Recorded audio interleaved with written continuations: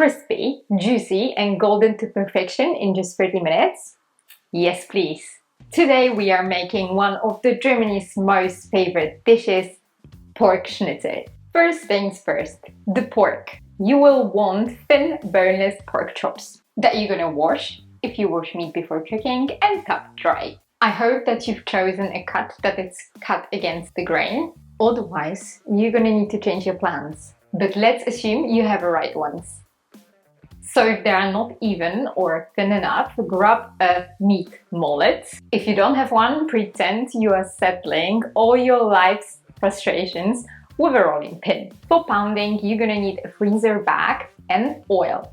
I recommend adding a little oil to a freezer bag before pounding so the meat can spread out easily without sticking. I like my schnitzel thin, so I opt for a maximum of 5 mm thickness. That helps the schnitzel cook fast and stay super tender. Have you actually tried making schnitzel from veal, chicken or turkey?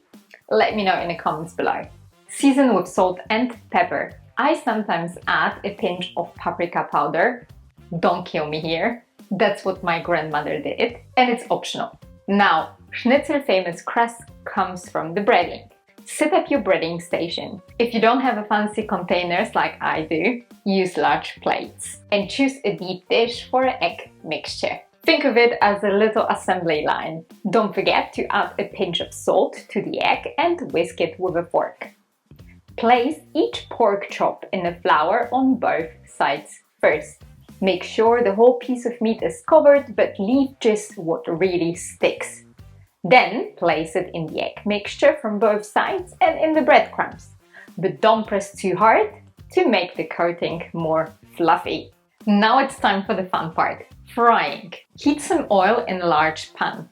You don't need a deep fryer, just enough oil so the schnitzel floats slightly. Before adding schnitzels, check the temperature. It should be 170 degrees Celsius. I do it with a wooden spoon. If the fat bubbles, you can start. Cook schnitzels for about 2 to 3 minutes per side until they're golden and crispy.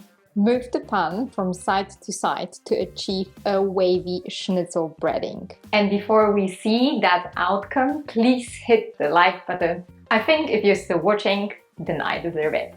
If the schnitzels look too good to be true, you're doing it right.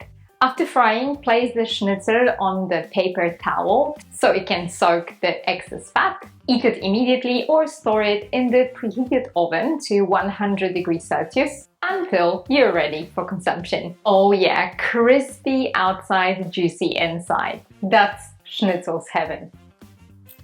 For more traditional German meat dishes, watch this video next.